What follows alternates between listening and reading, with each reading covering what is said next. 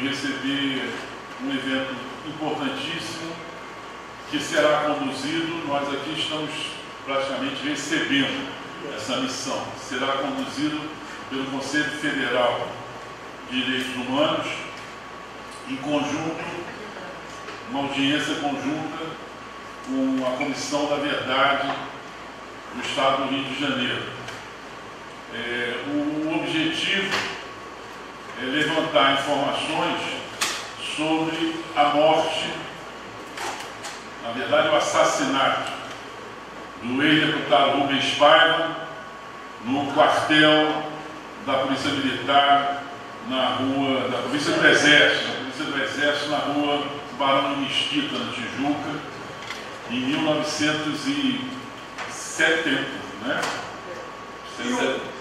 71. Desculpem, realmente a memória não funciona. 1971.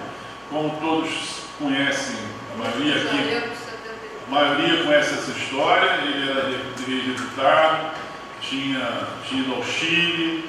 No Chile se reuniu com exilados brasileiros, né? Em 1971, nós tínhamos um grupo enorme de brasileiros exilados no Chile. E ele se reuniu com as pessoas, conversou com as pessoas, depois voltou ao Brasil. E na volta ao Brasil, é evidente que trouxe, né, informações sobre as famílias para os familiares que aqui no Brasil estavam, né, informações sobre as famílias exiladas lá. E a partir daí, quer dizer, ele já é um homem muito visado. Rubens Paiva foi visado até pela atuação dele em 1964. Em 1964, no dia do golpe, na noite do golpe, Rubens Paiva fez pronunciamento em rádio, em cadeia de rádio, defendendo o governo João Goulart. E nos dias seguintes ele se mobilizou, para conseguir que pessoas saíssem de Brasília, pessoas do governo João Goulart saíssem de Brasília. Dois são muito conhecidos, que foi Darcy Ribeiro e Valdir Pires. Darcy era o chefe da Casa Civil e o Valdir Pires era consultor-geral da República. E os dois só saíram de Brasília graças à ajuda de Rubens Paiva, porque Rubens Paiva conseguiu um avião para ele sair de Brasília e conseguiu combustível, porque não havia combustível, ele conseguiu combustível. E os dois saem de Brasília graças à ajuda de Rubens Paiva. Então, já havia uma certa gana, né? Só uma pergunta. Fala. Em 63, o Rubens Paiva atuou como vice-presidente da Comissão Parlamentar de Inquérito instalada para apurar as denúncias contra as atividades do Instituto de Pesquisa e Estudos Sociais, IPES, o Instituto Brasileiro de Ação Democrática, IBAD, que em 1963 foram acusados de receber recursos internacionais com a finalidade de desestabilizar o governo Goulart. Em razão disso, o deputado federal foi cassado logo após o golpe militar, através do ato institucional de 9 de abril de 64. Exilou-se na Embaixada da Iugoslávia no Rio e, em junho de 64, deixou o Brasil partindo para a França e depois para a Inglaterra. Retornou ao Brasil de início de 65, instalando com sua família em São Paulo e seguido no Rio. Foi executado em janeiro de 71 por agentes da repressão.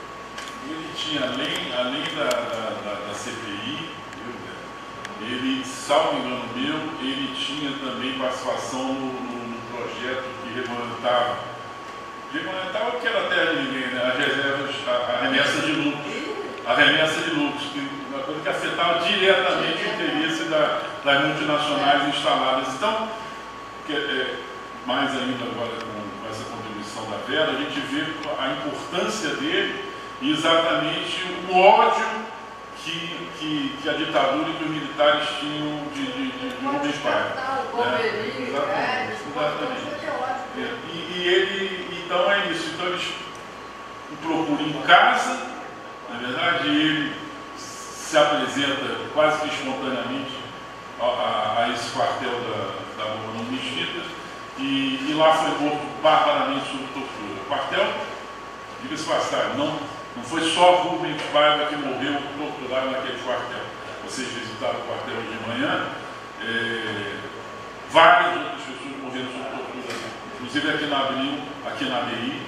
Nós temos no nono andar, no hall do auditório, uma placa em homenagem a Mário Alves, que era jornalista e que foi morto sob tortura no quartel da Polícia do Exército na rua Barão de Mesquita. Então, é isso. Acho importantíssimo que o Conselho Federal de Direitos Humanos reabra a investigação, Conselho Nacional de Direitos Humanos, reabra a investigação e agora também em conjunto com a Comissão da Verdade. Temos aqui Álvaro Carlos, temos aqui Vera Durão, que vão depor sobre a situação que se viveu naquela época. Aqui está dizendo o seguinte: 5 ex-militares,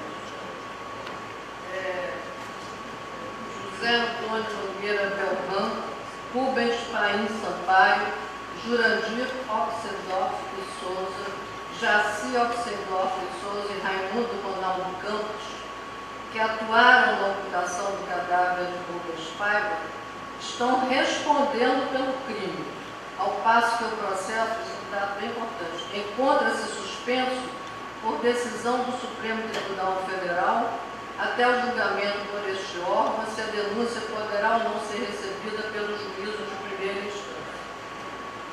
Bom, vou passar a palavra ao nosso... Vou passar a palavra, então, ao Conselho Federal de Direitos Humanos, e lembrando que nessa sala temos uma belíssima foto de Vladimir Herzog, e no ano que vem nós teremos 50 anos do assassinato de Vladimir Herzog no Cudói Código, na Rua Tutóia, em São Paulo. Muito obrigado, presidente. Muito boa tarde a todas, todos e todos. Deixa eu me apresentar inicialmente e dizer da alegria que é estar aqui na BI, embora o motivo que me traga aqui não seja motivo para nenhuma celebração. Eu me chamo André Carneiro Leão, eu sou defensor público federal, represento a DPU no Conselho Nacional de Direitos Humanos, no CNDH, e estou atualmente vice-presidente do Conselho. No ano passado tive a honra de exercer a presidência do CNDH. E se me permite, presidente, vou fazer rapidamente só uma saudação também muito breve aos companheiros e companheiras que integram de alguma forma a comissão, as instituições que integram esta comissão, e registrar algumas palavras de como nós chegamos aqui, por que é que nós estamos aqui. Então, primeiro, eu vou fazer uma saudação muito especial ao conselheiro Carlos Nicodemos, um companheiro de luta, um companheiro por quem nutro uma grande admiração, e não fosse a incidência e a atuação do conselheiro Carlos Nicodemos, provavelmente essa missão seria inviável. Então, faço aqui o registro e o agradecimento em nome do conselho, mas pessoalmente também o agradecimento ao conselheiro Carlos Nicodemos, que viabilizou a vinda do CNDH e a realização desta missão. Quero também fazer uma saudação muito especial aos nossos consultores ad hoc, professor Leonardo Fetter, que estudou na sua pesquisa, tanto mestrado como doutorado, a atuação do Conselho Nacional de Direitos Humanos nesse período, na época do CDDPH, e também do nosso consultor ad hoc, não só neste relatoria, ou não só neste ponto, mas também em outros que eu vou mencionar, nosso consultor Rafael Esquincariol, que representa justamente, presidente, o Instituto Vladimir Herzog, e que nos honra também com sua parceria. Registro aqui também a presença do nosso assessor técnico, Marcelo Mairim, que também é fundamental, uma pessoa-chave para que essa missão efetivamente acontecesse. Eu quero agradecer imensamente, presidente, pela acolhida. Estar neste prédio histórico da Associação Brasileira de Imprensa para o Conselho Nacional de Direitos Humanos, sem dúvida alguma, uma honra, mas para mim pessoalmente também, desde que comecei a debruçar e militar no campo dos direitos humanos. Está aqui ombreado, ladeado por Vera, por Álvaro, que são pessoas que nos servem de referência na atuação, especialmente no tema dessa expressão, é também motivo de muita alegria e muita honra. O Conselho Nacional de Direitos Humanos não cai de paraquedas nesse tema.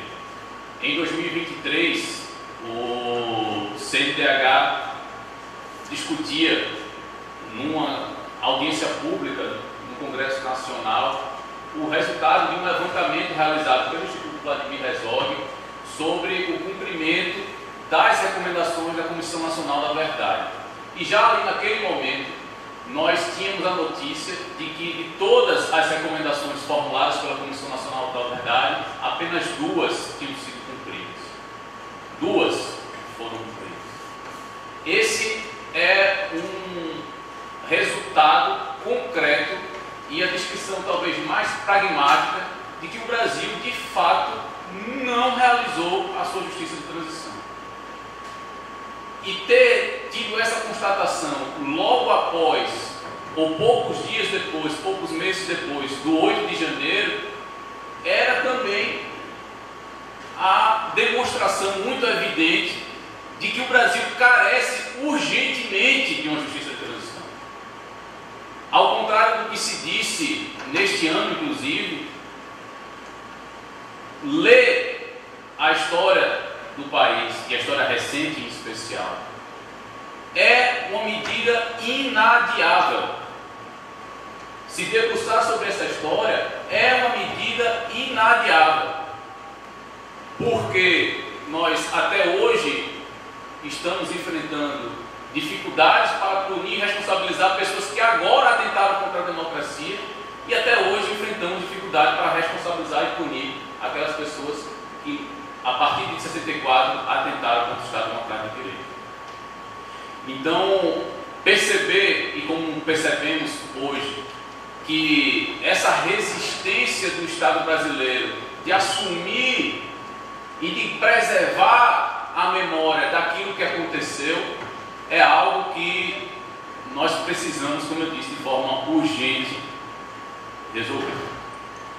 Então, o CNDH, a partir dessa constatação de que do Instituto Vladimir Herzog, de que nenhuma praticamente, ou que as Comissão Nacional da Verdade substancialmente estavam sendo descumpridas quando não houve retrocesso, então a partir desse momento o CNDH resolveu instituir um grupo de trabalho para discutir a justiça de transição e acompanhar as recomendações da Comissão Nacional da Verdade.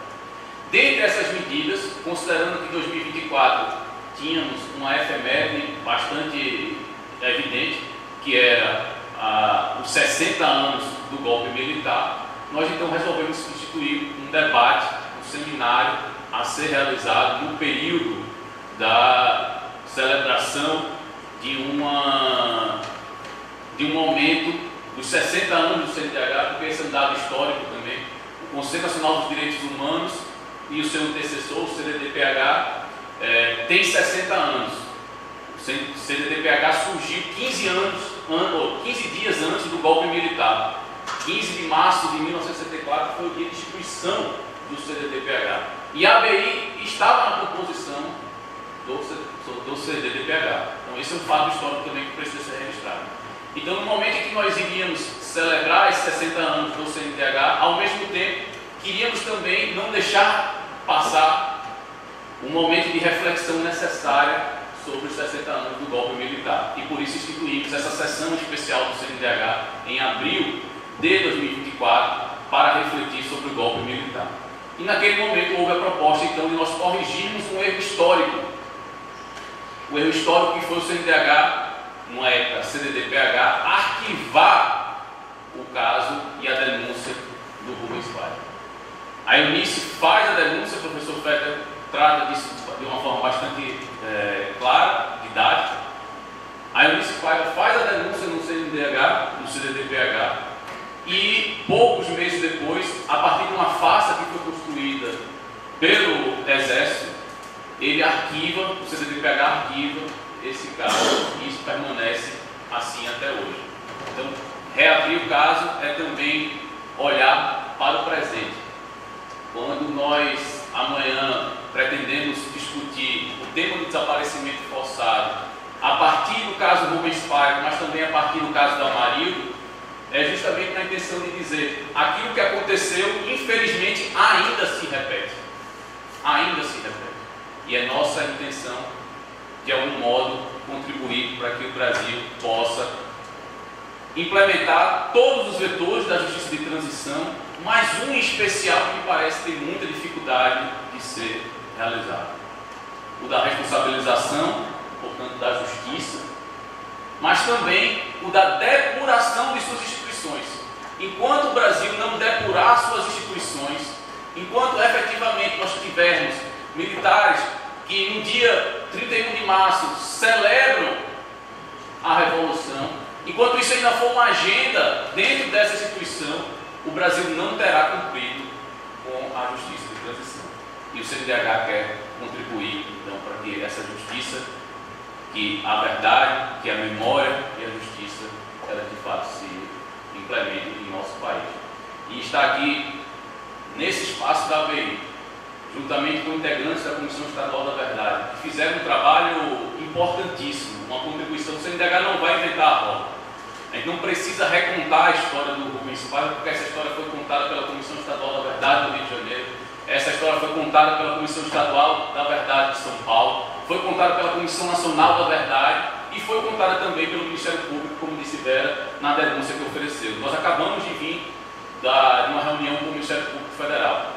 E o CNDH quer então contribuir, colaborar para que esse processo, essa luta que foi instituída aqui também pela ABI e pela Comissão Estadual da Verdade do Rio de Janeiro, para que ela não pare, para que ela não fique simplesmente guardada num livro, escanteado em uma biblioteca, que seja um documento vivo com recomendações que precisam ser implementadas até hoje.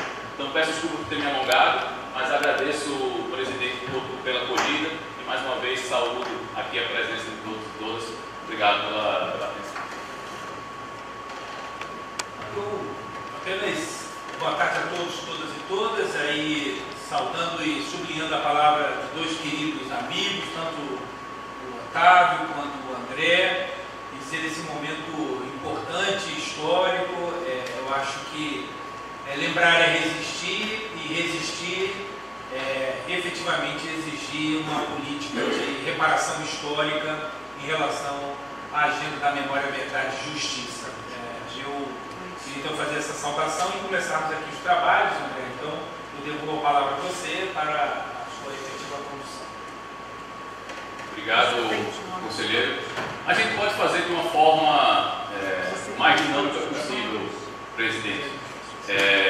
Eu acho que a gente tem aqui a presença de pessoas que vivenciaram e que lutaram naquele momento, que estavam e que passaram, portanto, por aquele momento. Eu acho que esse depoimento para nós é muito caro. E agradecer já a ABI pelos registros históricos, porque esse, sem dúvida nenhuma, será um momento que ficará registrado também no CNDH para as gerações futuras que possam acompanhar o que aconteceu até naquele período. Então, penso que a gente pode começar ouvindo aqui as pessoas que estão na mesa, Álvaro, Vera, Marcelo também já pediu a palavra, mas todas aquelas pessoas que estiverem aqui, que queiram eventualmente falar e contribuir com o CNDH, será fundamental. A gente pede apenas que logo após então a fala da Vera e do Álvaro, aquelas pessoas que queiram vir falar, que falem aqui, porque fica registrado, o microfone também ajuda na gravação. Pode ser assim. Alô. Tá bom? Fazendo uma brevíssima apresentação. Meu nome é Álvaro, eu sou jornalista. Baixa mais o microfone, por favor.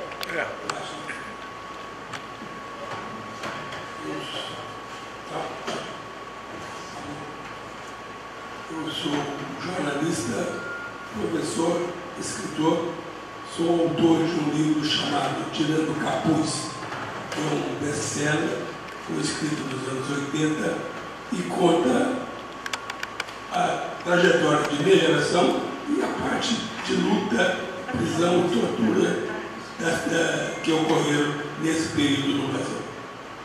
Então, nós estamos aqui convidados, convocados pela CNDH, né, para tratar do caso do brasileiro Rubens Paiva, empresário político assassinado entre 20 e 22 de janeiro de 1971 no quartel da PE, na rua Barão de Mesquita, Rio de Janeiro, Boicote, na Tijuca. Rubens tinha 42 anos Era um homem muito jovem, saudável, gentil, culto, educado, uma cabeça em preto. Não tinha militância política, o Rubens. Continua desaparecido até hoje. Até hoje, pasmem todos. O Conselho Nacional de Direitos Humanos decidiu desarquivar esse caso, esse processo, para tentar, ao reabrir, realizar novas investigações, para identificar e punir os responsáveis por esse crime e saber onde foi escondido o seu corpo, que até hoje não se sabe. Esta é uma tragédia brasileira, a do Rubens, porque entre centenas de mortos que tiveram nessa época, Rubens talvez seja, como o Herzog, Mário Alves, Mário Poucos, um dos mais conhecidos. Portanto, o nome dele, quando você fala Rubens Paiva, você está falando alguma coisa em relação à ditadura. Então, essa tragédia do Rubens já está muito relatada, foi muito discutida. Nós, jornalistas, tratamos disso em várias ocasiões. A Comissão Estadual do Rio investigou o caso, a Comissão Nacional também tratou do caso. Então, é uma pauta que já está muito discutida, a gente precisa avançar nela, para tirar conclusões novas.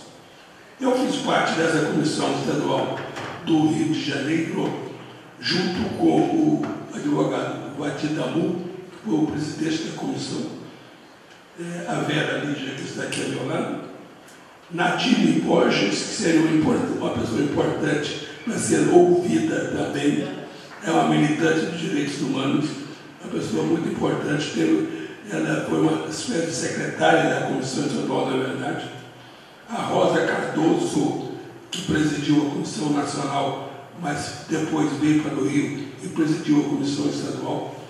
Então, vocês têm o Marcelo Cerqueira, o advogado Marcelo Cerqueira, que eu acho que está vivo. Alguém sabe? Marcelo Cerqueira? Marcelo Cerqueira. Está vivo. Mas ele sofreu um acidente, uma coisa. Está até promessa. Tá. Então, e o Geraldo Cândido, que foi um senador do PT. O Marcelo Cerqueira. Foi. Ele estava em todas as reuniões lá. Marcelo Cerqueira, o Geraldo Cândido e o professor João Ricardo Dornelles. Esses eram os membros da comissão. Eu, de certa forma, conheço bem esse local onde o Rubens foi assassinado, que é esse centro de torturas, que é um dos principais centros de torturas montados pela ditadura no Brasil inteiro. Acho que os principais foram aqui e em São Paulo. Então, nós investigamos esse caso na comissão e ele está relatado num capítulo intitulado Inventário de Cicatrizes. Está no relatório final da Comissão Estadual da Verdade. Então, eu estive nesse centro de tortura 4 vezes, nada menos que 4 vezes. Acho que eu sou recordista nisso. 2 vezes eu entrei de capuz, prisioneiro. E outras 2 eu entrei fazendo parte de investigações que foram realizadas pela Comissão Nacional e pela Comissão Estadual. Nós conseguimos entrar lá depois de duras penas, de muita luta, de muito pedido, até que conseguimos entrar. Numa delas, inclusive, o Bolsonaro apareceu na porta, tentando criar confusão no momento que nós íamos entrar. Mas nós conseguimos. Ele foi lá para fazer confusão mesmo e ameaçar as pessoas. Mas não conseguiu. Nós acabamos conseguindo entrar.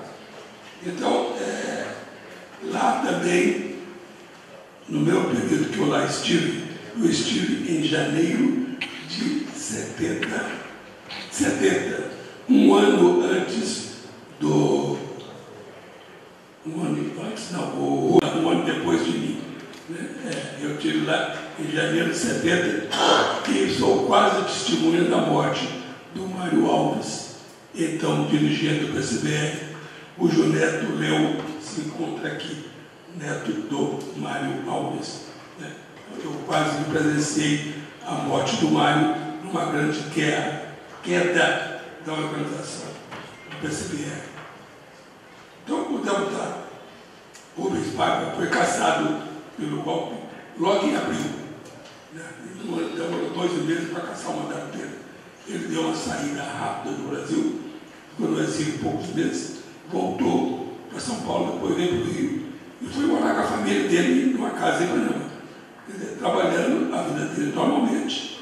É claro que ele era um deputado conhecido, né? Mas sem militância, trabalhando a vida dele normalmente.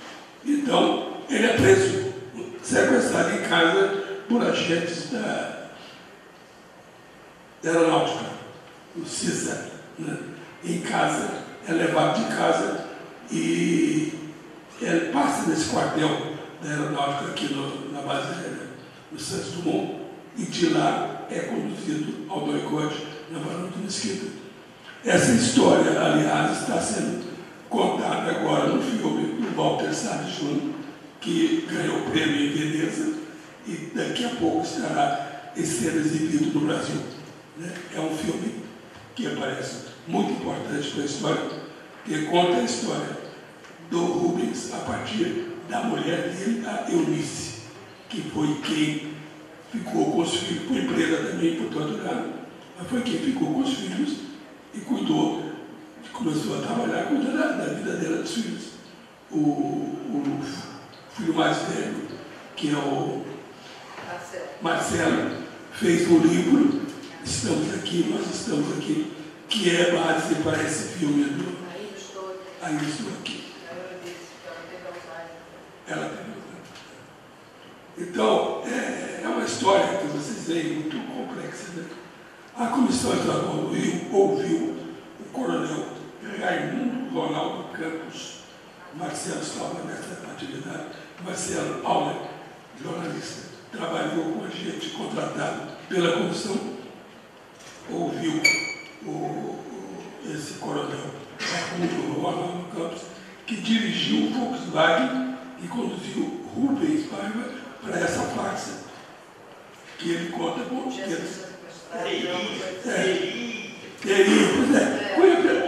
eles mataram o Rubens, não sabiam o que fazer, então inventaram a primeira coisa essa farsa de que ele teria sido levado, né, para uma diligência, e nessa diligência o carro do doicote foi interceptado e guerrilheiros teriam sequestrado o Rubens Paiva. É uma farsa horrorosa, né? Então, esse Raimundo Ronaldo Campos, que nós ouvimos, que a Comissão do Estado ouviu, desmente essa farsa. E ele confirma também outra farsa no início que quiseram manter, é que o Rubens não teve lá no quartel da Polícia do Exército. E esse coronel, o Rubens, confirma isso que ele viu e afirma isso no depoimento para o Marcelo, que o Rubens estava lá. Então, nas investigações da SEB, eu entrevistei também com o Marcelo um outro médico gaúcho, e isso foi digamos, a primeira vez que esse médico falou que ele estava no doicote, na época que o Rubens esteve, um médico gaúcho chamado Edson Medeiros. E ele ficou tão amedrontado que passou anos sem falar com ninguém sobre isso. Não queria nem comentar isso, porque ele era testemunha da morte do Rubens Paiva. Não era pouca coisa, não. E era um cara desconhecido. Nós entrevistamos esse Rubens, esse Edson, ele e Marcelo, em Copacabana. Ele disse que viu o Rubens deitado no chão, numa cela, de frente à cela que ele estava, e que viu o Rubens mexer a cabeça, que ainda estava com vida. Então, foi uma testemunha muito importante para esse caso. Então, a partir de análise de documentos, de entrevistas que nós fizemos, nós podemos reconstruir, ainda que não integralmente, a morte do Rubens Paiva, que nós concluímos que ele morreu na madrugada do dia 21 de janeiro. Investigações mais recentes revelaram que um outro militar, Coronel Armando Avolio Filho, que é pessoa muito importante também, eu não sei se o Armando Avolio morreu, sabe, Marcelo? Ele está morto? Não sei. Não sabe? Eu tentei fazer uma busca lá no Google ontem, porque o Armando Avolio era o cara que presidia o DOI-CODE na época, o CODE na época. Então, ele está envolvido em toda a operação Rubens Paiva. Eu conheço pessoalmente o Avolio, porque ele teve na minha tortura também. E foi uma pessoa chave na minha tortura, na tortura dos membros do PCBR, que tinham sido presos na época. E foi uma figura importante dentro do ECOD. Então, é um nome que a comissão, que o Conselho pode guardar, porque esse cara, se vier a falar, que eu acho muito difícil de ver, viu? Ele tem história para contar, ele sabe do que aconteceu lá. Né? A SEB também entrevistou o coronel Paulo Magalhães, que era um boquiroto, de uma hora para outra ele começou a falar, a dar entrevista para todo mundo.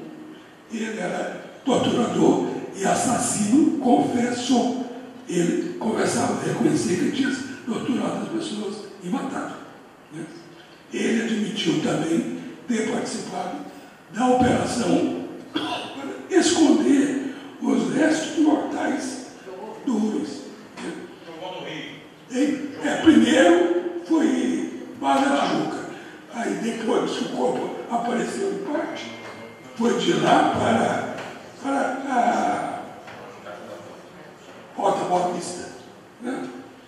Então, esse coronel Paulo Magalhães, ele falou para a Comissão Estadual, falou para a Comissão Nacional, deu entrevista para o jornal, ficou rapidamente famoso, e ele foi o quê? Aconteceu o quê com ele? Ele foi assassinado. A máfia da tortura matou-o. Ele morava numa casa, aonde? Lá em Nova Iguaçu. Em Nova Iguaçu.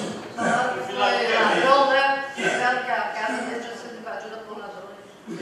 Depois. Então, esse cara também seria uma pessoa muito importante, mas é uma... Mas ele deu depoimento para a gente gravar. Deu. Nós temos nos nossos arquivos, tem depoimento dele.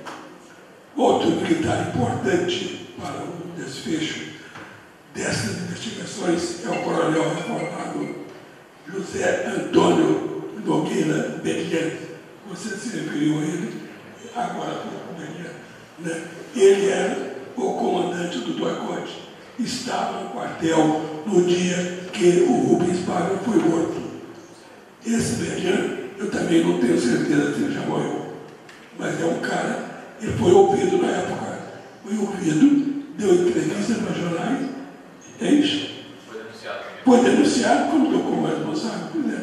Belian, e era alta patente. Quer dizer, o exército, para escândalo ou não de muita gente, foi um instrumento de tortura e morte e assassinato de muitas pessoas. O exército brasileiro, o glorioso exército brasileiro, né? Lá se matou, lá se torturou impunemente, em quartéis que ficavam no meio da cidade, o da Tijuca, é um quartel que está lá numa praça. Quer dizer, ninguém que está passando ali podia imaginar que lá dentro estavam matando pessoas, né? Naquele quartel, na Mata de Mesquita.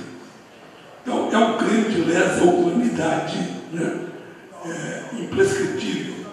Como alguém falou hoje aqui, já foi, a Procuradoria da República já apresentou denúncia na Justiça Federal, a denúncia foi aceita, mas o STF mandou parar, não permitiu que a investigação avançasse.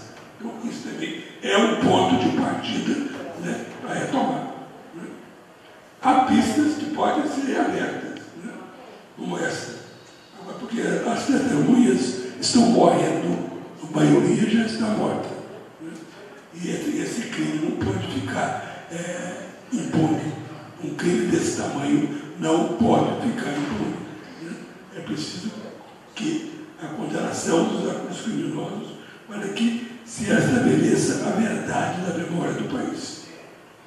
Assim também como, junto com essas investigações, é preciso que se volte a pedir o tombamento daquele quartel do Exército, né? Porque aquilo lá é um prédio público, precisa ser tombado e transformado num museu da memória, como foi a ESMA, agora, e como foi a ESMA em Buenos Aires, né? A Escola de Mecânica da Armada, que virou um senhor museu da memória da tortura. E aqui naquele quartel lá, realmente morreram mais de 100 pessoas. Foram torturadas lá umas 1.000 e tantas, né? Boa parte da minha geração passou por lá. Boa parte dos militantes políticos no Rio de Janeiro passaram por lá. Então é preciso que aquele lugar vire memória para que as pessoas que nunca ouviram falar que o Exército torturou fiquem sabendo que o Exército torturou e matou. E é preciso que lá na porta, lá o quartel fica numa pracinha chamada Lamartine Bambo. Os moradores do Rio sabem quem é Lamartine Bambo, um grande compositor. É preciso que nessa pracinha, os bustos do Mário, o busto do Rubem Alves e de outros sejam colocados lá como testemunho dessa época de horrores. Então vamos seguir com essa investigação. Estou aqui para dar todo o apoio.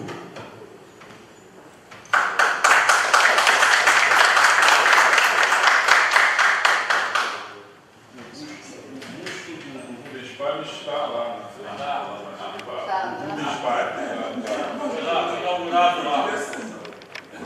Continua.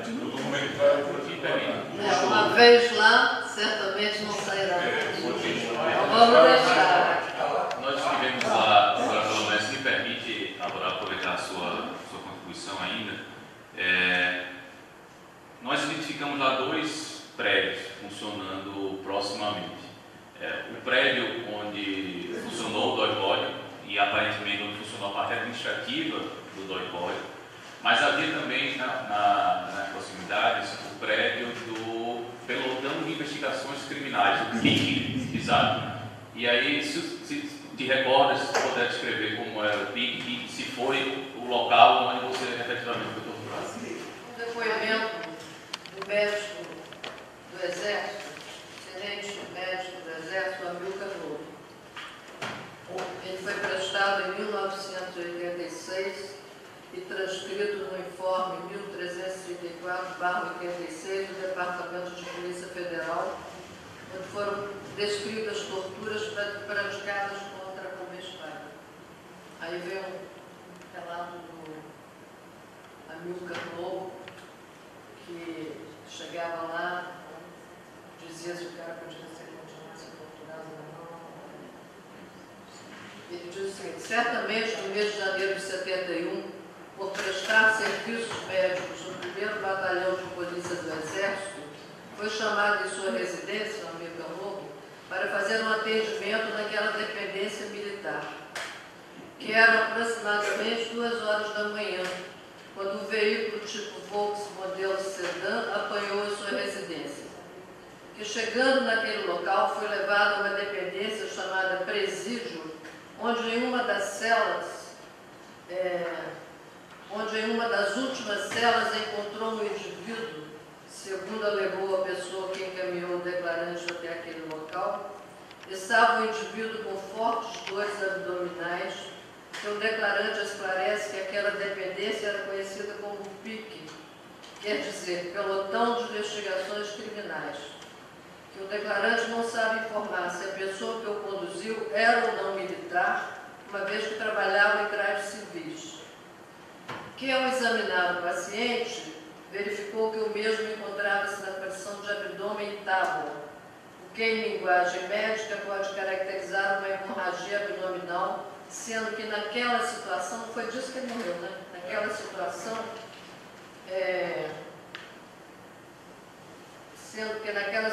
parecia ter havido uma ruptura hepática, que, ao examinar o paciente, este disse ao declarante chamar-se Rubem Paiva.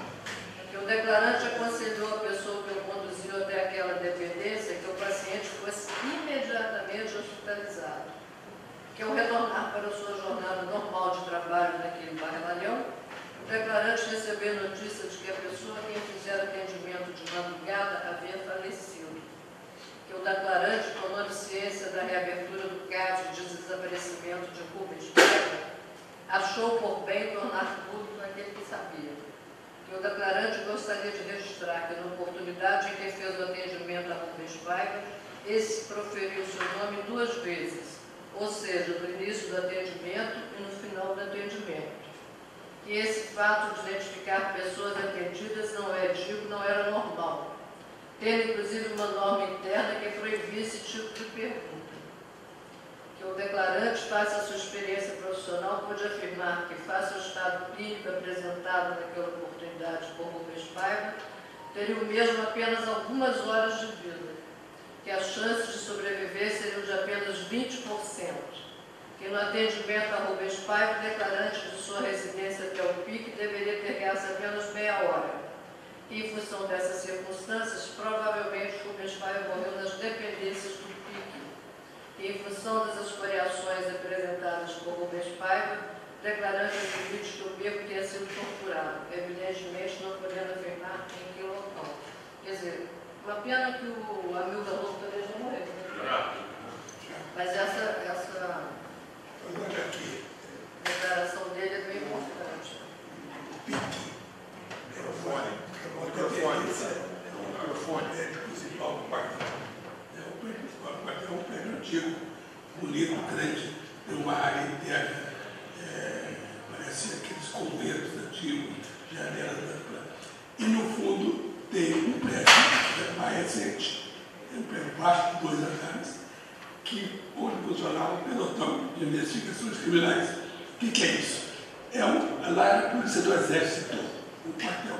Então, para investigações internas lá, de mal feito, de presos, de soldados, eles utilizavam o PIC.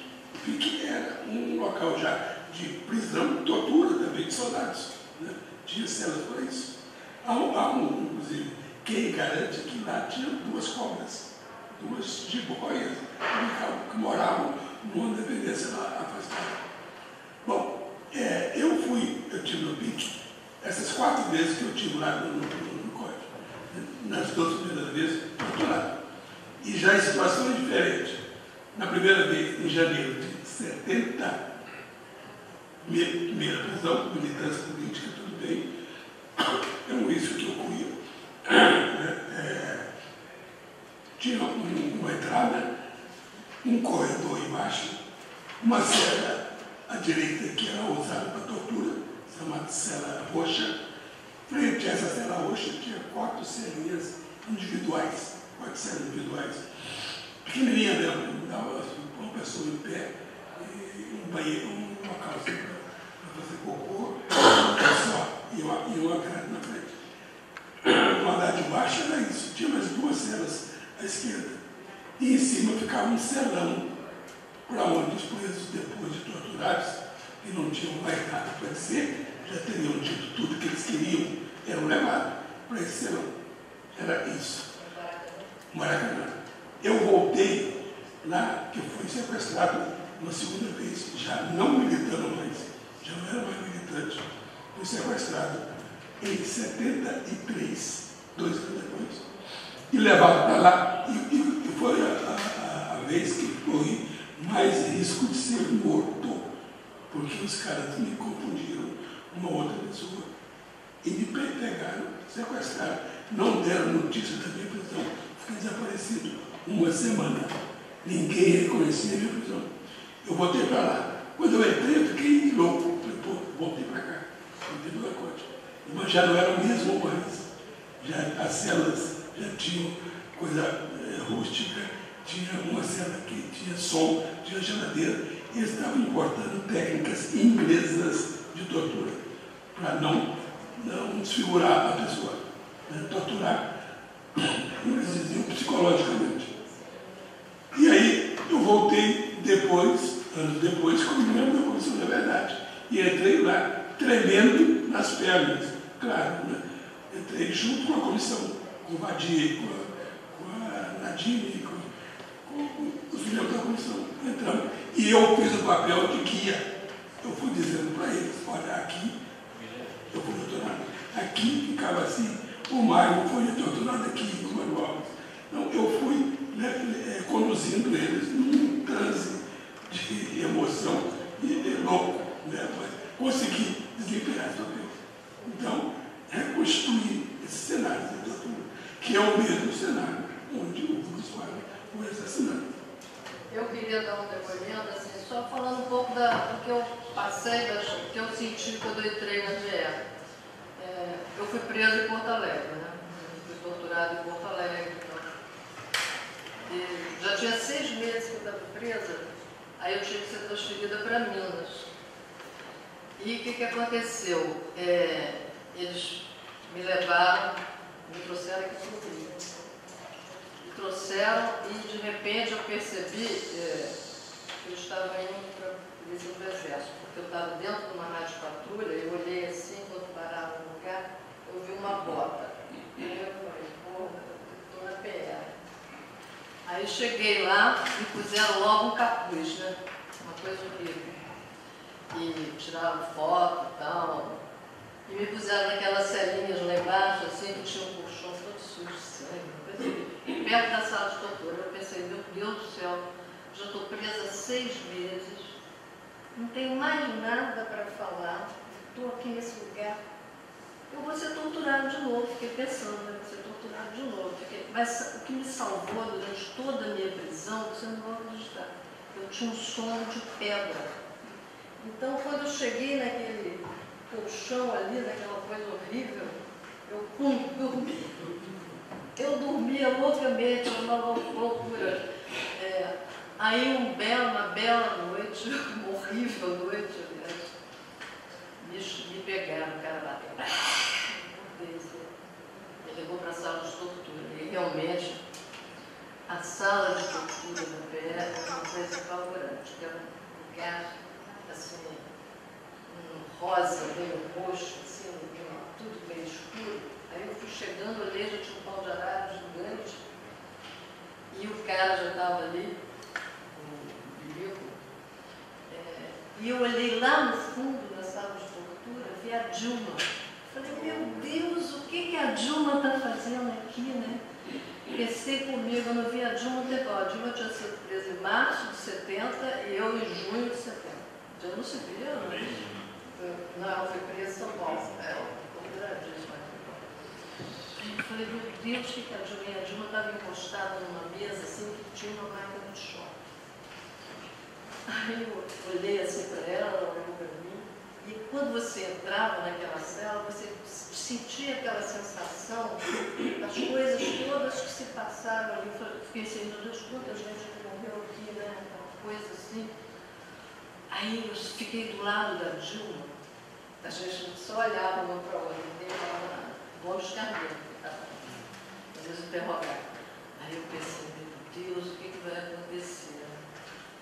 Aí ele virou para a gente e falou assim, vocês vão fazer pergunta uma para a outra, e eu vou fazer umas perguntas também, se vocês não me responderem, uma vai dar choque na outra. Eu falei, meu Nossa Senhora.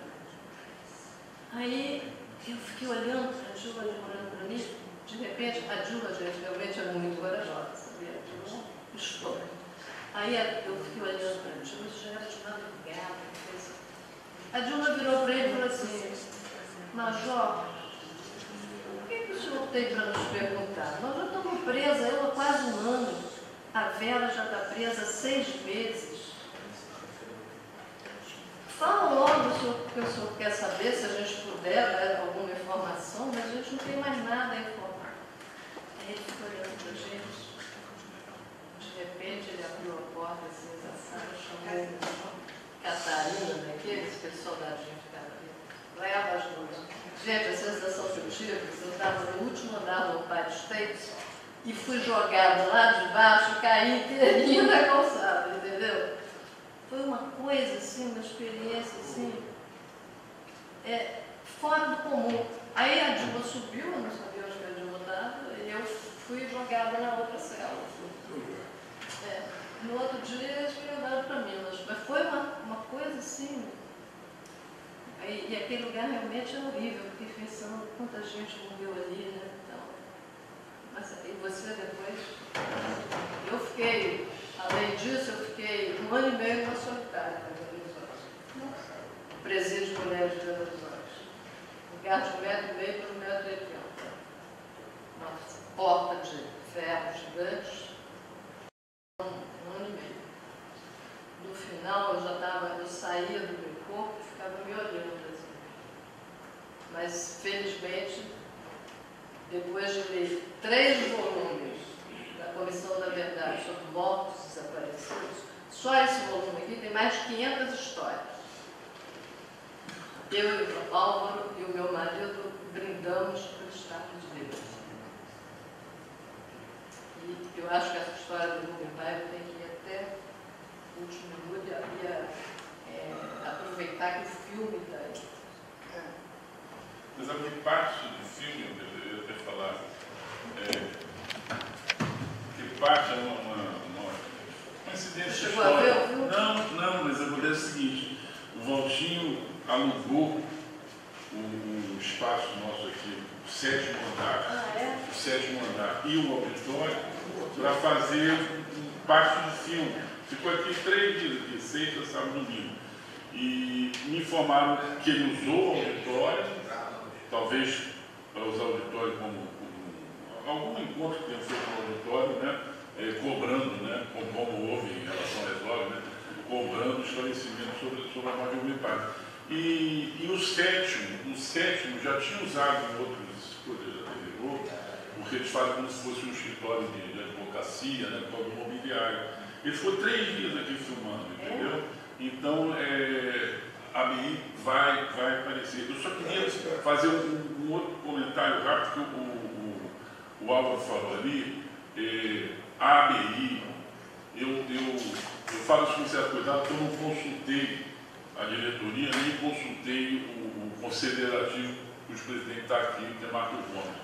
Mas a ABI considera quase que uma obrigação, um dever das pessoas que acreditam no Brasil democrático, o tombamento. O Álvaro está falando tombamento, eu vou concordar com o Álvaro. O tombamento do quartel. Não é possível que o quartel da PE na Tijuca, no centro da Tijuca, ao lado do shopping da Tijuca, permaneça aberto, funcionando como se nada tivesse ocorrido ali. Um muro caiado de branco, aquele muro caiado de branco, quartel Marechal Zenóbio da Costa. Como se fosse uma coisa inofensiva. Não, e na frente, ao lado do busto de Rubens Paiva, polícia do Exército, ontem, hoje e sempre. É uma síntese. Ontem, hoje, sempre? Isso não me lembro. Polícia do Exército, ontem, hoje e sempre. Aquilo ali é uma vergonha, porque aquilo, do jeito que aquilo está, é um ícone à tortura, é um monumento à tortura. Não, e se vem agora com esse negócio da extrema-direita, a gente correu o maior risco, o Bolsonaro podia ter marcado 30 mil. Exatamente.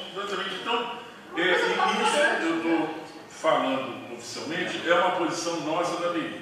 Algo tem que ser feito em relação àquele quartel. Como em São Paulo, a delegacia que abrigava o boicote na Rua Tutória, já pediram ao plano do boicote, já foi pedido e querem transformar no centro de memória. Eu acho que eles vão Eu soube, ironia das ironias, vocês que estavam lá, que dentro do quartel da PE, na Rua da Mesquita, há um museu do Exército. Há um pequeno museu do Exército. Quer dizer, tem que ter um museu da tortura. Devia ter ponderado. Quer dizer, é uma síntese. Então, já que, aproveitando o honroso fato da ABI estar aqui sediando essa visita da missão e essa audiência da missão do Conselho Nacional de Direitos Humanos, eu reitero realmente esse nosso pedido. Aquele quartel não pode continuar aberto da forma que está. É uma vergonha. Obrigado, Otávio. Nós estivemos agora há pouco, enquanto missão, no Ministério Público Federal. E fomos informados que existiu uma ação civil do Ministério Público Federal para garantir que houvesse o funcionamento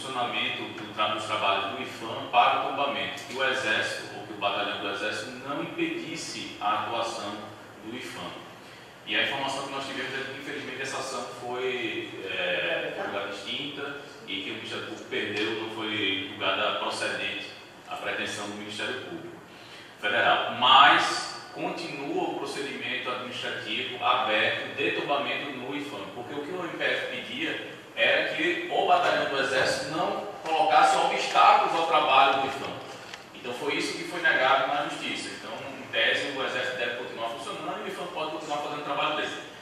O fato é que o IPHAN não avançou, não conseguiu avançar ainda nesse processo, e a gente já anotou, viu, Otávio, já anotou como encaminhamento das recomendações do CNDH um agendamento de reunião com o IPHAN, e aí a gente pode, inclusive, convidar a ABI para estar presente nesse momento. Reunião com o IPHAN, com o Exército e com a ABI, CNDH e a MPF, para a gente poder fazer avançar esse processo. De fato, é algo fundamental e importante, e eu acho que esse registro que tanto a Comissão Estadual da Verdade, como foi feito agora também, tanto por Vera quanto por Álvaro, que se evidencie que são dois prédios que precisam ser tombados. Precisa ser tombado o prédio administrativo, onde funcionou o DOI-CODE, e também o centro de tortura, que foi o PIC. O prédio administrativo, o DOI-CODE funcionava no PIC. O prédio administrativo, o quartel continuou funcionando. Eles apontaram, essa é uma questão interessante para você esclarecer, porque eles apontaram, Álvaro, lá, eles apontaram um prédio que funciona voltado para uma outra avenida que é a Avenida Maracanã. É um prédio que é voltado para a Avenida Maracanã. Ali tem um prédio e próximo desse prédio funciona o PIC. Sim, esse prédio é mais distante ainda. O do Maracanã. É, do Maracanã. Porque nós presos não entrávamos pela frente, não. Entrávamos por esse portão lateral. Que a gente já estava. Chama era o portão lateral.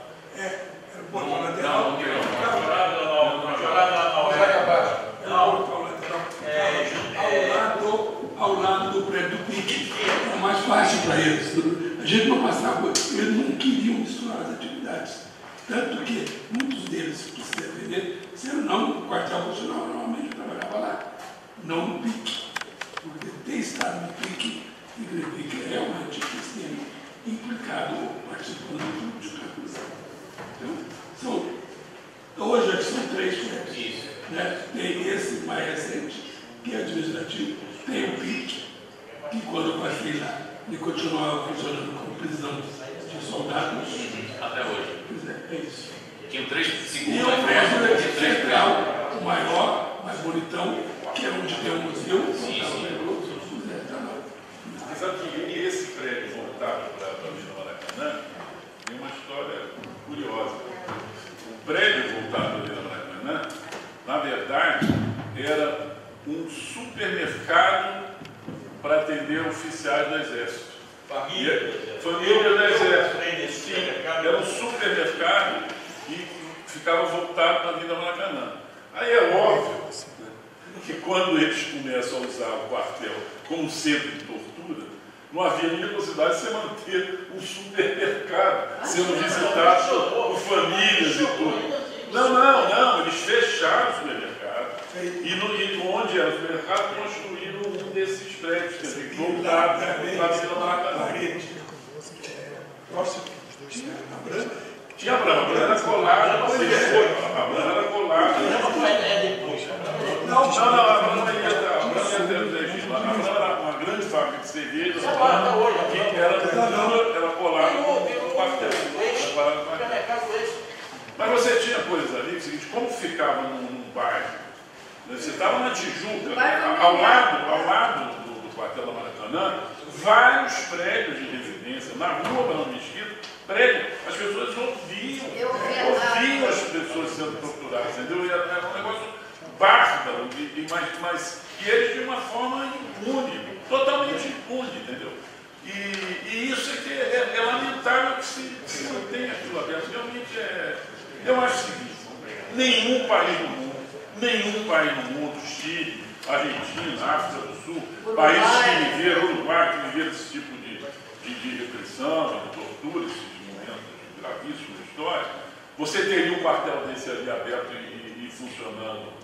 Todos eles tiveram uma revisão da história e fizeram justiça. Vamos seguir aqui. O Marcelo, acho que quer. Marcelo. Vou falar rápido.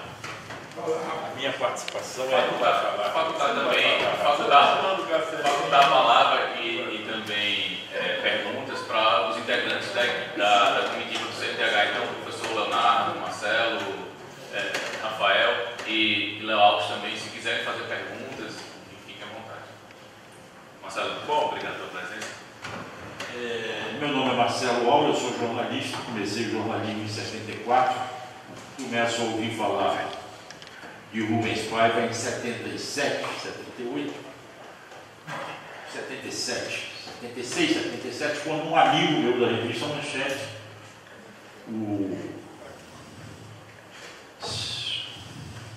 já lembro o nome dele, está vivo ainda, está com Alzheimer, Argemiro Ferreira, me provoca por que eu não investigava o caso do Rubens Paiva. Depois ele para e diz assim, para, esquece, não mexe nada. Fiquei sabendo que Fritz Lutizeri e Heraldo Dias, do JB, estão empenhados nessa investigação. Aí eu acompanho. Fritz Lutizeri e Heraldo Dias demoraram alguns meses. Naquela época, os jornais deixavam você ficar fora de pauta durante meses trabalhando.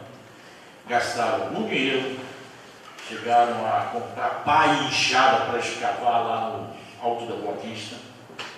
Eles acompanharam e fizeram uma reportagem especial que saiu no caderno especial do Jornal do Brasil, num domingo, 3 páginas, em 1978, eu tenho isso guardado em casa, em que eles provavam por A mais B a falsa história do sequestro do Rubens Paiva. Por quê? O que consta? Constava a versão da polícia, versão do Exército, é de que uma bela noite Rubens Paiva foi colocado num Fusca com um capitão, Ronaldo Campos, Raimundo Ronaldo Campos, com 2 sargentos que eram irmãos e tem um sobrenome todo esquisito. Jurandir, Jaci, Oxendorf, exatamente. Eles saíram para irmos fazer uma campana ou irem a um ponto no Alto da Boa Vista, num Fusca do Exército, descaracterizado, e que na Avenida Edson Passos esse carro foi cercado por outros 2 carros, houve uma intensa de tiros, o carro pegou fogo e o Rubens Paiva foi tirado do banco de trás, sequestrado e sumiram com ele. Isto tudo consta da versão do Exército e virou história porque foi registrado na 19ª Delegacia Policial, que era a região, na Rua José Egídio. E aí, toda vez que se falava de Rubens Paiva, o capitão vinha à tona.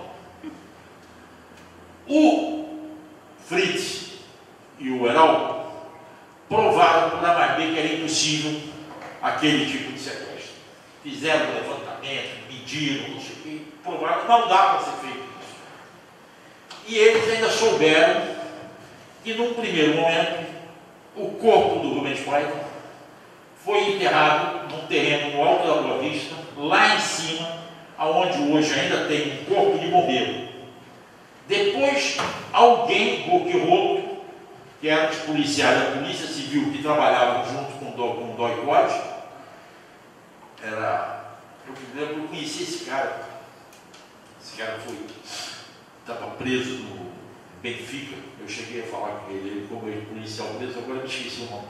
Esse cara era boquiroto e andaram falando que estava lá. E aí o Exército foi lá, cavou, tirou e levou para a Barra. Depois vazou que estava na Barra. O Sérgio Macaco soube que estava na Barra. O Sérgio Macaco, que era o capitão, que foi expulso da FAB porque não quis explodiu o gasômetro, e era uma das fontes do Fritz e do Heraldo, arranjou uma escavadeira com um amigo para escavar areia na barra. Aí o Paulo Malhães soube disso, foi lá, tirou o corpo de lá, e isso está no depoimento que o Paulo Malhães deu para mim e para Nadine, tirou da barra e levou e jogou no rio, que vai ao lado de Itaipava ali, Rio Juiz de Fora, que deságua no rio maior, Parnaíba, e o Parnaíba deságua no mar. E isto o Paulo Malhães falou. Quando em 2013 o Álvaro me chama para assessorar a Comissão da Verdade, eu tinha trabalhado na Dataprev. E eu descobri na Dataprev registra todas as contratações de todos os nomes de servidores públicos e civis, por conta do INSS. E aí eu descobri que você tinha um arquivo que você podia acessar onde é que estavam esses caras. Eu achei o Jurandir, um em Angra, o Jaci, o outro em Brasília. Jurandir e Jaci, Boxendoff. Exato. E o Raimundo de Copacabana. O Jurandir não quis falar comigo, o outro de Angra dos Reis nem se me atendeu. E aí, quando eu fui atrás do Raimundo, eu descobri que ele já não morava mais lá. Morava na Barra. Demorou um tempo e eu encontrei o telefone dele na Barra. E eu descobri que ele jogava vôlei, levou um tombo, fraturou, o filho dele tirou de Copacabana, levou ele para a Barra, para ele ficar perto da família. Eu demorei alguma coisa em torno de 10 meses ligando diariamente, semanalmente para o Raimundo, até conseguir convencê-lo e a mulher dele me entender em casa e tomar um café. Eu disse, eu vou aí tomar um café de chuva. Tá bom. Aí eu cheguei lá, levei a reportagem do Fritz. Você está aqui, coronel, o senhor não tem medo do que vai acontecer com seus netos? Ele falou assim, por que com os netos? O senhor já imaginou um colega dos seus netos pegar uma reportagem dessa, mostrar para o seu neto dizendo assim, seu avô é assassino? Porque na história do Rubens Paiva é o senhor quem matou. É o único nome que aparece do senhor, do Jaci e do Jurandir. Não tem mais ninguém. Aí ele vira-se para mim e disse, eu nunca vi o Rubens Paiva na vida. Eu disse, como é que é? Ele disse, eu nunca vi o Rubens Paiva na minha vida. Eu disse, então como é que o senhor entrou nessa história? Aí ele virou assim, eu estava indo dormir, o coronel, o comandante lá me chamou e disse, pega o Fusca, pega os dois ali, o Jurandir e o Jaci, e foge no sequestro no Alto da Boa Vista. Por quê? Porque nós precisamos da Finham preso. Mas o que houve? Morreu. Morreu, não interessa, vai lá e dá Finham. Aí ele disse, e aí eu fui. Dei tiro no Fusca. Incendiaram. E aí o tiro não pegava direito, ele tacou fogo no tanque. E ele conta essa história pela primeira vez. E eu tomo aquele depoimento, gravo, vou para casa, digito aquilo tudo, e uma semana depois eu volto lá com o Adila Luz, presidente da comissão. Ele lê o depoimento na presença do Adila assim. E aí ele esclarece isso. Eu só não sei se a minha entrevista com a Nadine junto ao Paulo Malhães foi depois ou antes do Ronaldo. Acho que foi depois. Acho que foi depois. E nós fomos lá. E aí, com base no que o Ronaldo me fala, ele disse que já sabia tudo. Ele confirma mais ou menos a história. E diz que ele foi quem escondeu o corpo. Então, essa história foi resolvida por conta desses dois depoimentos. A última versão do corpo é essa. A última versão do corpo é essa. Jogado no rio. É o rio. É do Malhães. Do Malhães. Do Paulo Malhães. Porque o Ronaldo disse, eu não sei de nada, eu nunca vi. O Malhães é o deles, é o mais irresponsável, o mais porra louca. É o mais torturador. O mais torturador. Porque ele era também sério. Porque ele era do CIE. Porque ele era o responsável pela Casa da Morte, inclusive. Ele era do CIE, Centro de Inteligência do Exército, e era também responsável por cada morte. O Magalhães era o mais torturador, e nunca negou isso. Nós fomos lá, eu e a Nadine, fizemos 2 depoimentos dele gravados. Depois eu degravei tudo, tem os anais da Comissão Estadual da Verdade. Eu tenho, cara. Eu tenho no meu computador. E? Está no meu computador. Eu também, eu acho que eu mandei para você, eu tirei tudo. Então, essas histórias foram, para mim, o caso do Rubens Paiva está esclarecido. Tem mais. O Rubens Paiva foi preso porque a Cecília.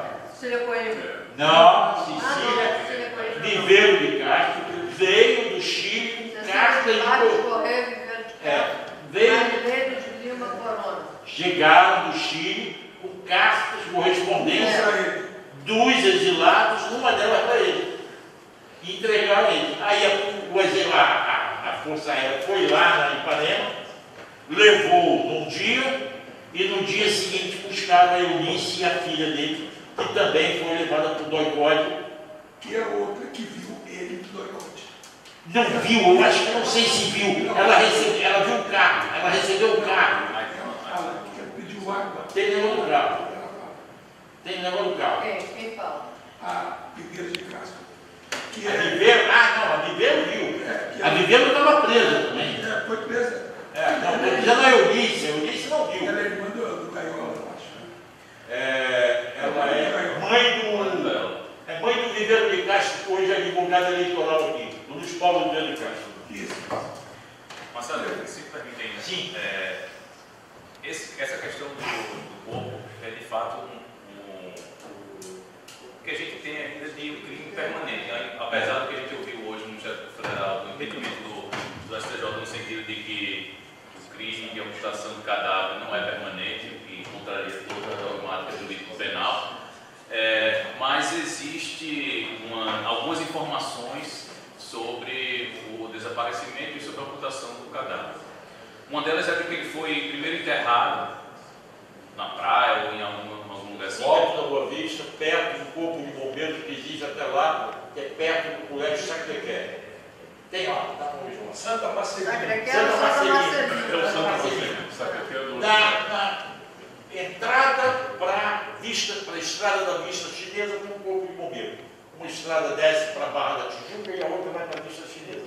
Ali naquela região foi onde o primeiro Gargalhone, que era o detetive da Polícia Civil, que ajudou a esconder por ali. Porque ali, antes do corpo de bombeiro, era uma divisão de Polícia Civil, que tratava com questão de assaltante, de roubo, isso tudo. E esses policiais que formaram depois a escuderia Lecoque, ou já era da escuderia, já era 71, ele já era da Esquadrão da Morte, a escuderia Lecoque, eles trabalhavam lá. E eles ajudavam o Lecoque e deram. Depois de lá, tiraram o corpo e levaram para a praia. O Paulo Magalhães me falou que tirou da praia. Lá, aí levou para o Rio, porque ele disse que já tinha vazado. Foi quando o Capitão Macaco, junto com. Porque depois o editor do JB, que foi para São Paulo, Walter Fontoura, me conta que o administrativo do JB foi reclamar com ele que o Fritz e o Heraldo estavam pedindo dinheiro do Jornal do Brasil para comprar uma pá e uma enxada. E ele disse assim, paga a pá e a enxada deles, cara. Então o Fritz e o Heraldo compraram uma pá e uma enxada para escavar no Alto da Boa Vista. Depois foram escavar com uma escavadeira que o Sérgio Macaco arranjou, que o Sérgio Macaco já expulso da PM, da FAB, estava trabalhando, ajudando eles, foram até procurar na praia. Aí o Paulo. Tem que ver no depoimento do Paulo Magalhães se ele diz que não foi isso. Tem essa escavação em primeira página do Brasil. Porque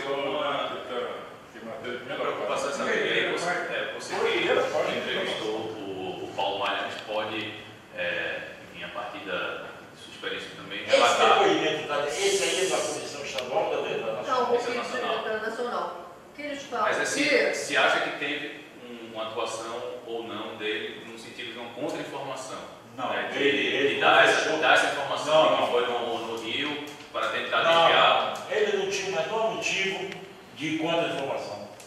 Ele, àquela altura do campeonato, ele estava convencido de que ele jamais, porque ele falou para a gente, eu descobri que ele tinha dado depoimento para um jornal, Globo, uma coisa anos antes, mas não foi muito detalhado. Aí eu fui sozinho à casa dele, que era um lugar muito ermo, longe.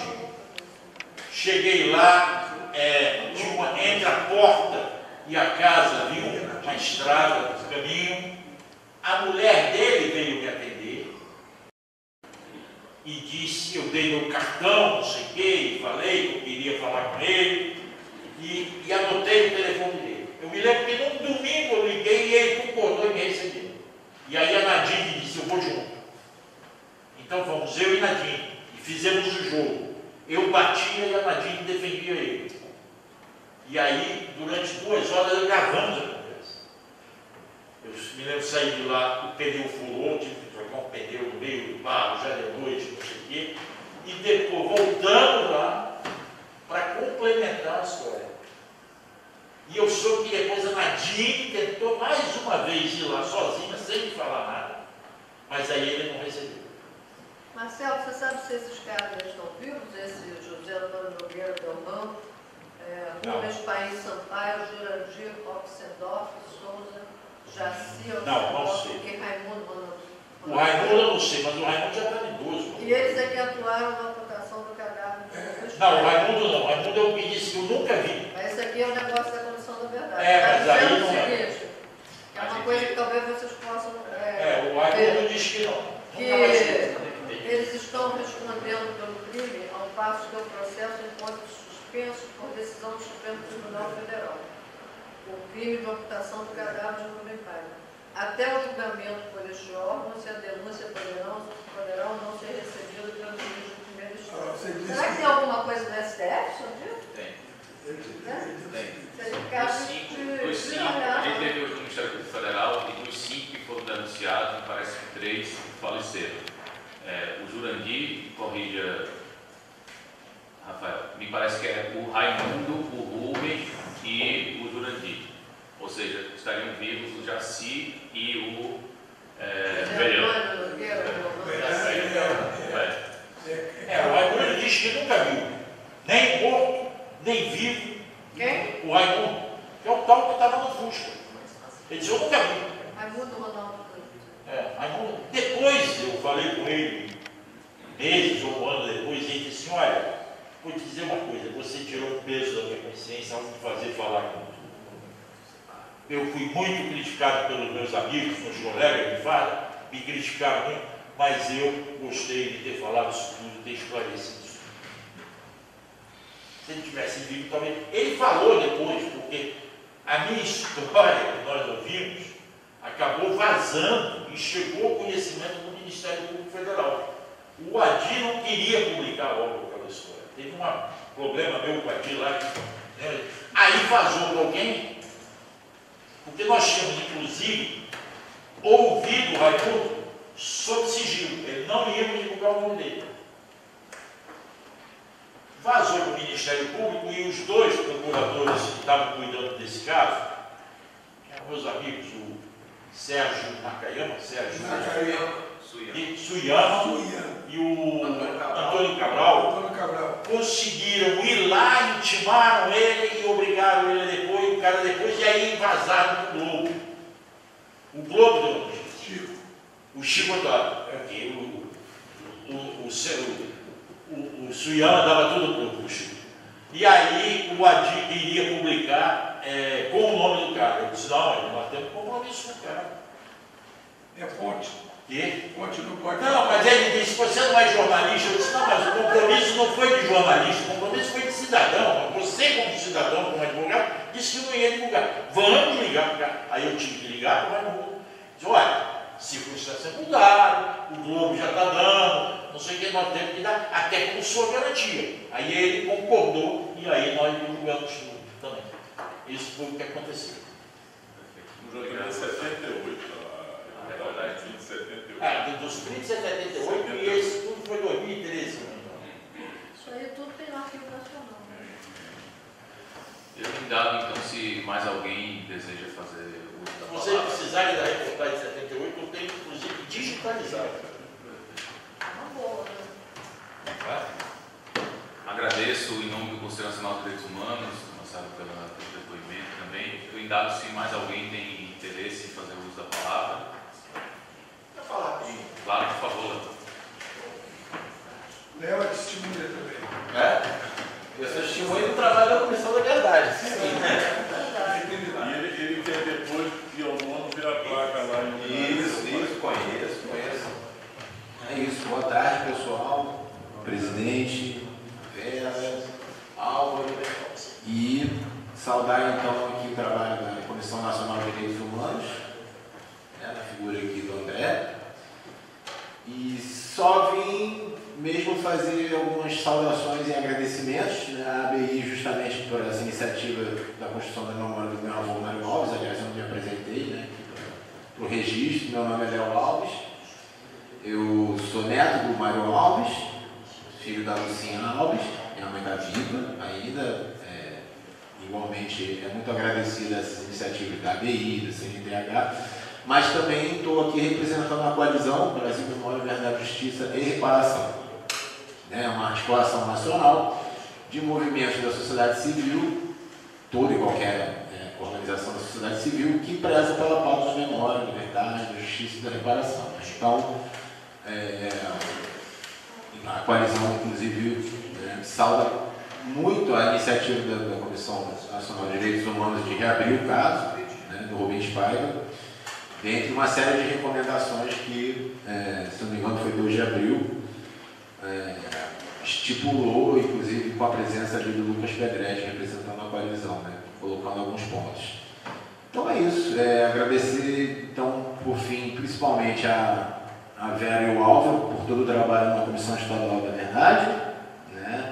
O Álvaro, inclusive, ajudou a minha mãe Lucinha a compor um texto na hora que ela foi falar na audiência da ALERJ, que teve a presença do ex-major Jacarandá, uma das pessoas que torturou. O único que apareceu naquele depoimento, colocamos 3 torturadores, o único que apareceu foi o Jacarandá. Exatamente. Então, complementar esse breve relato, Não, foi na entrevista diferente.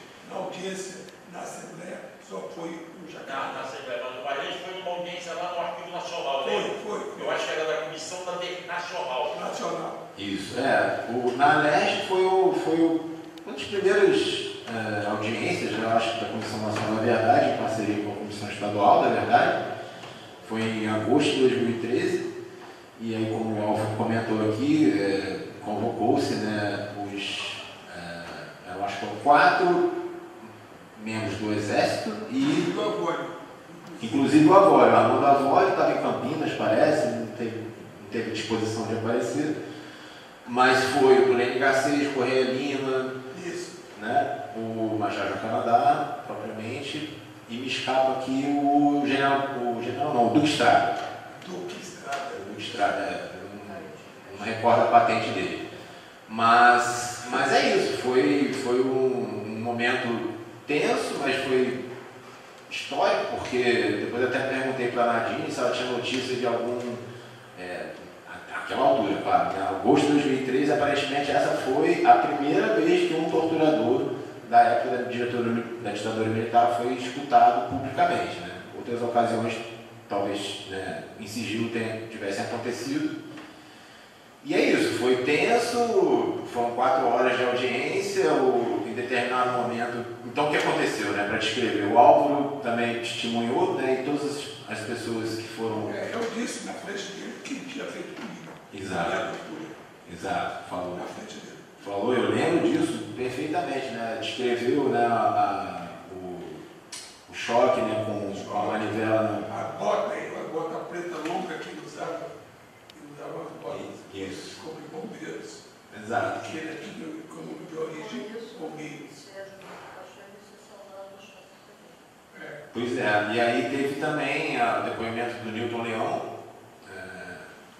quem mais? Da Maria Dalva, do Paranhos, do Silvio. Isso. E como é que era o nome todo dele? Silvio? Renan. Ulisséio Medeiros. Isso, Silvio Medeiros, perfeito. E também do Totman. Né? Então, teve um momento muito curioso, porque o Major Jacarandá tinha pedido ir ao banheiro e o Totman foi lá atrás dele e já estava querendo ir embora. Então, um bastidor lá da audiência, ele conseguiu convencê-lo a retornar e terminar a audiência. E bem, como eu falei, né, foi importante o testemunho das pessoas que foram torturadas pelo Major Jacarandá. A minha mãe também fez lá um depoimento, como eu falei, com a ajuda do Álvaro Caldas. E depois houve uma segunda oitiva, uma segunda audiência com, ainda aí sim, só da Comissão Especial, ou da Comissão Estadual da Verdade, foi na CARD, e compareceram o Correia Lima e o Dulene Garcês. Exatamente. E foi inclusive coincidentemente no dia, se eu não me engano, que a mulher do médico, meu Deus, do Amilcar Lobo esteve lá, enfim, e estava de Benjamin também, né, a filha a neta, né, do Amilcar também esteve lá, mas os membros do Exército não falaram nada. Né, Nesse dia, você se lembra, o Totman cercou, lembrou ao Correia o que ele tinha feito com a Ângela no boicote, deu um soco nela, saiu sangue na frente dele, Totman. Ele lembrou isso para o Correia, ele saiu para dar uma porrada na cara dele. A gente não segura, ia ser ruim para nós também, porque tinha o direito, ele estava lá com o depônio, mas o Totman não se conteve e saiu para dar uma porrada nos corpos. Não, sabe, nossa, tem que ter sangue embaixo. Porque eu próprio estava super interessado, né, na audiência, evidentemente. Minha mãe não compareceu, mas fui lá representando a família. Eu fiquei bem atrás dos membros do Exército e na hora que eu fui tentar tirar uma foto na frente, aí aparece lá o advogado, não, isso não estava combinado, isso não pode. Tudo bem, vocês têm esse medo todo de um músico como eu tirar uma foto, realmente não tem nenhuma honra, né? E estava legião a cabeça baixa, de óculos escuros, assim. Nada declarado. Enfim, mas de toda forma a gente, enfim, não só da família do Mário Alves, mas toda a sociedade civil, por extensão, familiares de mortos e desaparecidos políticos, ficou muito grato ao trabalho da Comissão Estadual da Verdade, que foi uma comissão que convocou bastante a sociedade civil para construir as suas pautas, né? Então, imagina, eu me lembro que na época eu sequer estava ainda organizado em algum grupo de militância, né?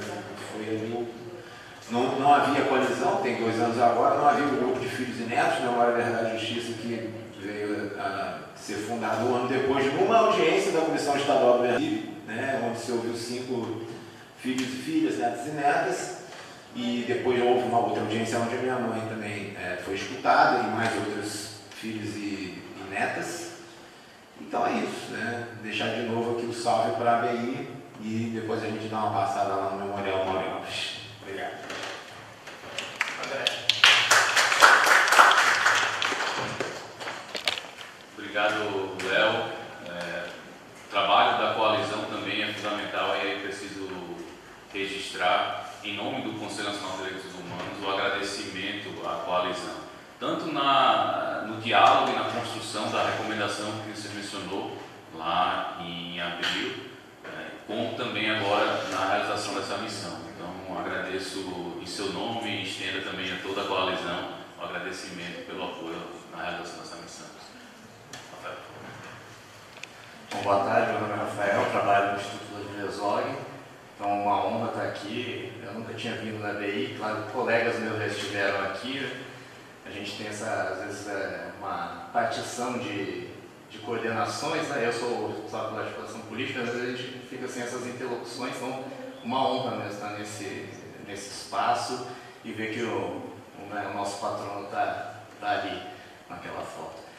Eu pedi, na verdade, a fala só para deixar registrada aqui a questão com relação à justiça, a responsabilização dos agentes, e registrar então porque é central, continua sendo central, né, a discussão sobre o interdito que a lei de anistia colocou sobre a responsabilização, né, dos torturadores, dos criminosos da ditadura.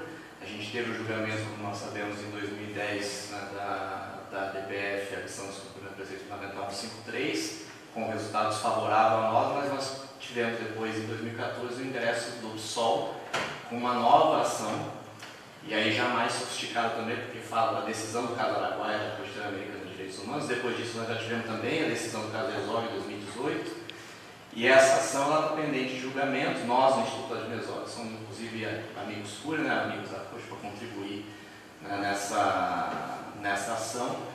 E nós tivemos com o ministro Toffoli, que é relator das duas ações, né, esse ano, e ele se comprometeu a fazer uma audiência pública sobre o tema, então reabrindo a discussão sobre essa ação. Então acho que aí está o cerne, o Toffoli, e que seria realizada, o compromisso era no segundo semestre desse ano. Então nós estamos no diálogo com o gabinete dele para buscar com que ocorra de fato essa audiência pública, seria uma reabertura então dessa discussão. E eu acho que isso que é importante a nossa mobilização nesse sentido, já que houve essa pequena abertura, que não tinha nenhuma abertura, essa ação está parada, né?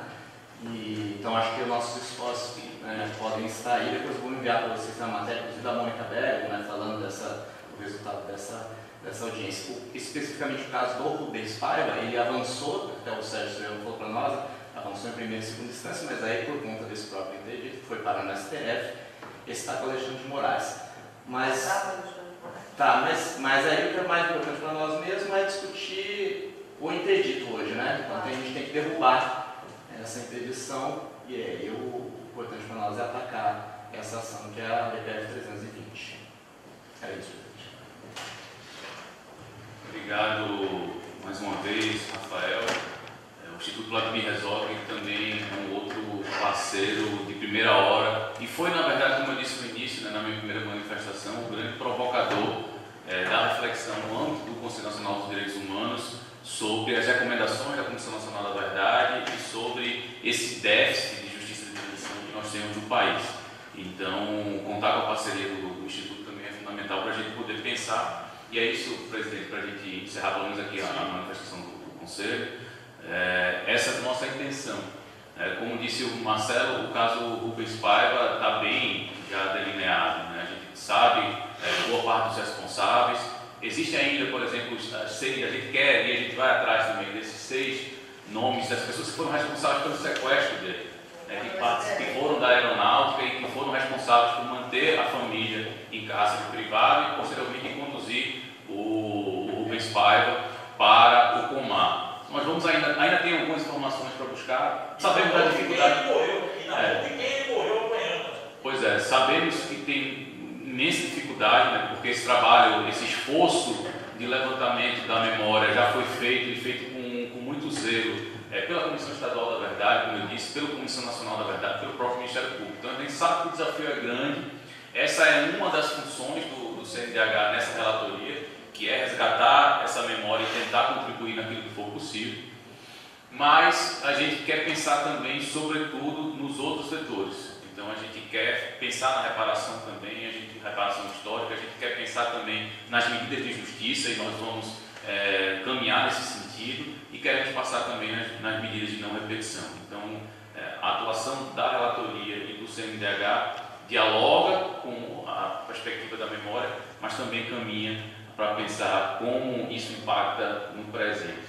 Como é que num país que sofreu o que sofreu, que passou pelo que passou, que torturou seus nacionais como torturou o Brasil, cogita de, nesse momento, dialogar uma anistia para quem novamente tentou um golpe militar, ou um golpe, pelo menos, de Estado no nosso país. Então, isso de fato só revela a urgência desse debate tão bem conduzido aqui na BI, mas também pela coalizão Memória, Justiça e Verdade. Então, acho que essa parceria precisa continuar. A gente tem diversos pensamentos e possibilidades de encaminhamento e tenho certeza que, estando aqui nosso conselheiro Nicodemo no Rio de Janeiro, a relatoria continuará presente também no diálogo com a ABI. Então, presidente, muitíssimo obrigado. Por favor.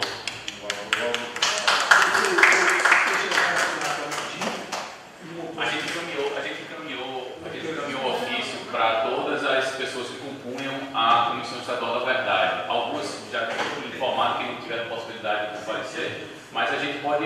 A Rosa também. A Rosa a gente encaminhou, né, Marcelo? Ela respondeu que não tinha dificuldades.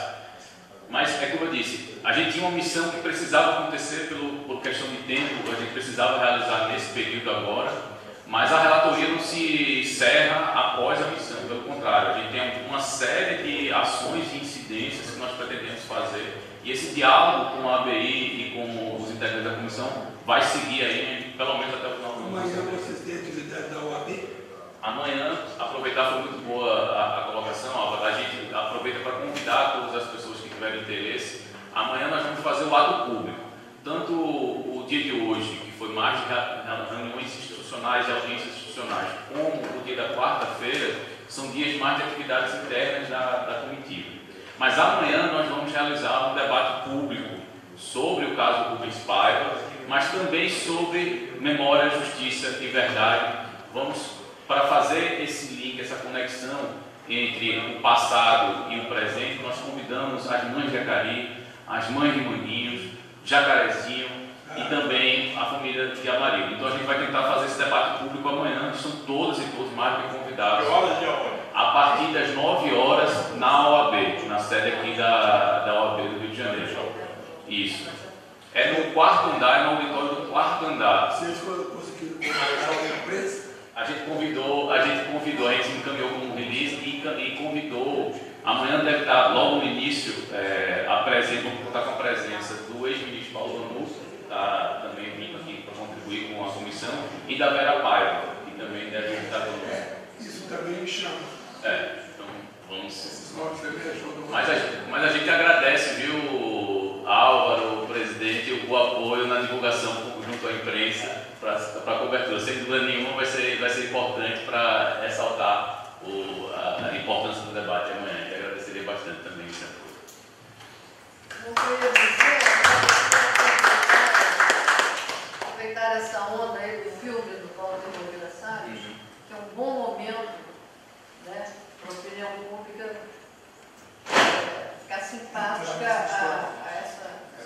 essa questão. Essa foi uma feliz, nesse sentido, coincidência.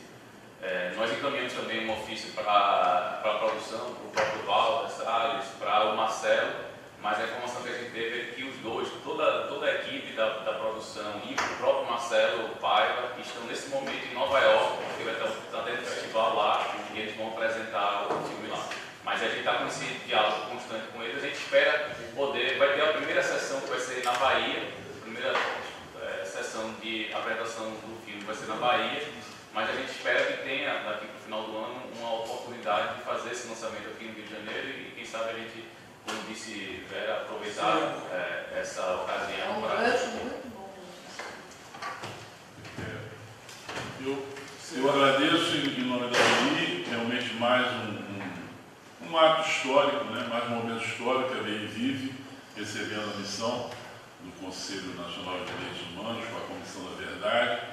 E isso faz parte, eu sempre falo, né? Faz parte da história da ABI, faz parte do DNA da ABI. Né? A ABI é a casa do jornalista, mas mais do que a casa do jornalista, ela é a casa da democracia. Ela é a casa da democracia.